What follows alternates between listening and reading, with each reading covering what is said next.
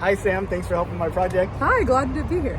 Can you say a little bit about yourself? Yeah, sure. So I'm Sam. I work at Johnson Space Center. I'm training to be an ADCO flight controller for the International Space Station, and then I also help out with some of the work for Artemis mission control consoles. That's awesome. And then we are here playing soccer games. That's so. pitch 25. Which Yep, Okay. So what got you into that? So I have an engineering and physics background from college. And I'd always been interested in space. Like, I liked keeping up with it. I actually did some astrophysics research, and so I knew space was kind of a place that I might want to work in. And I actually ended up meeting an alumni from my school, Washington University in St. Louis, who is or was a BME flight controller for the space station. Heard a little bit about her job and applied to the internship program. Got matched up with the guidance, nav, and control group. Loved it, and then was able, fortunately, to come back full time. Did you consider other groups, or did you know that ADCO was your thing? Yeah, so I, through the intern program, was able to meet a lot of people who did other groups and got to hear a little bit about their specialties. Guidance, nav, and control kind of matches really well with physics for me. I'm interested more in like the orbital dynamics and mechanics, less so than like the electronics and power generation side of physics. So it was like the perfect fit. But I would truly be happy doing any flight control, control work. Yeah. Have you done any sims yet? So for the ADCO flow, I'm in what's called micro sims. Okay. So for context, we have integrated sims, which is the whole flight control team, real flight director, all the flight control consoles, doing a practice mission or a practice activity. Mini sims have the core four, so Spartan, Ethos, ADCO, Cronus, and Flight. And then micro sims is just ADCO and our ADCO instructor. So we are on the loops, we're on our full 5 console display, or five display console, and we start seeing failures, and we have a role play flight director that we work with. So I've got to do a little bit of that, and it's really cool. When do you think you'll start mini sims? Probably beginning of May. That's what we're targeting right now. Okay, I have my calibration sim tomorrow, so. Oh, okay. Yeah. Is that what you guys do before mini sims? Although it's actually it is a mini sim. Oh, but, okay. It's just used. They still grade you and everything, but they don't count it. I Yeah. guess. And, that makes sense because it's a whirlwind. There's so much going on when you first get in there. I know. Yeah.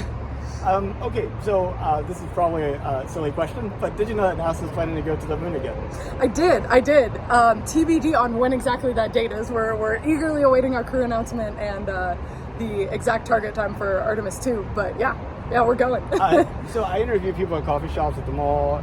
The person that's lucky to sit next to me in the airplane, et cetera. Yeah. What percentage of them do you think know that we're going back to the moon? Ooh, well, if you've talked to any of my family, 100%. Oh, that's awesome. Because I try to make sure they're up in Ohio, so I always try to tell them what we're doing down here.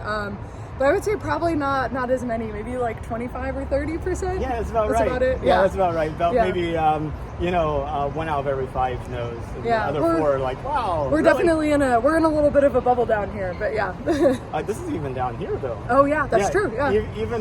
Even like restaurants right next door to JSC. Yeah. A lot of them have. That's a good point. No clue. No idea. Right.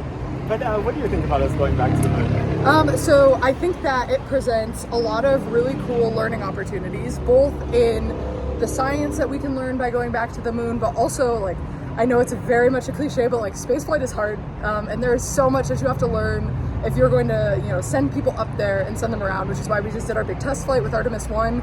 And I mean, even just getting to on-the-job train with the flight controllers working in that mission, we learned so much for a mission that went really well. It was a big success. We accomplished all the mission objectives, got the capsule back in one piece, and there was still a lot that we learned about the vehicle because it was a test flight. So I think that this is going to be super important for us to continue our exploration, whether it's crewed or uncrewed missions, spaceflight operations outside of low Earth orbit. There's a lot to be learned. So we've gotten to work with other sites that we wouldn't normally work with, like JPL. And so there's a lot of crossover work once you get into Deep Space Network territory. So, I mean, if we're thinking about Mars at all, which we are, every lesson we learn is going to get us one step closer. And what do you think it's all leading up to? If you were to look at humanity 200 years from now, do you think we have people living in other places besides Earth, or we're just here making these little picnic trips? Yeah, so I'd like to think that as the technology gets better, we'll be able to establish more serious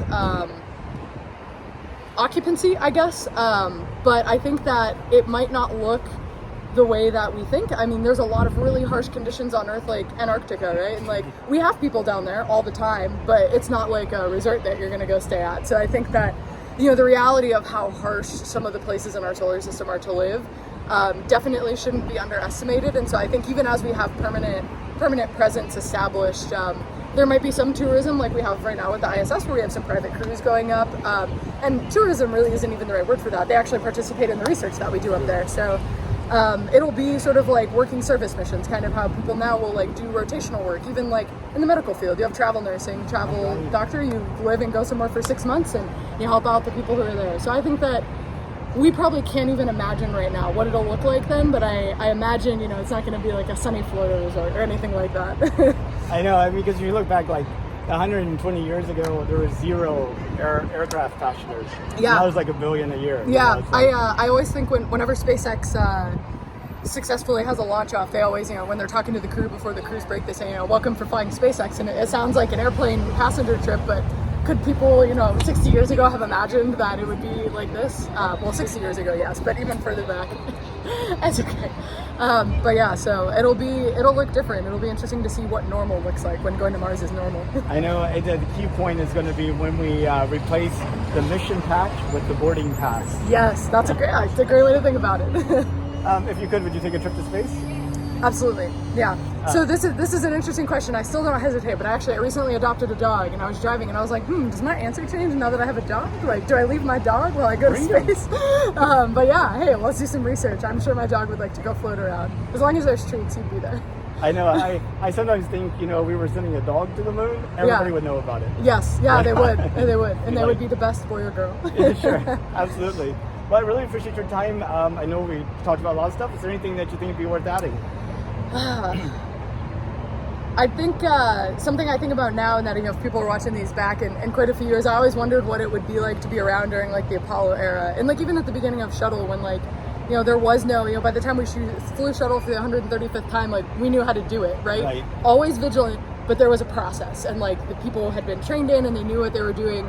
We're still in the phase of building the Artemis program, which is really exciting. So even though it feels like, you know, like we're on this path and it's such a sure thing in terms of like what we're trying to do, spaceflight is always agile and dynamic, and so I'm really excited to look back on these times and these interviews and see what actually happened. Me too. Well, thank you so much, Sam. Yeah. Really appreciate it. No problem.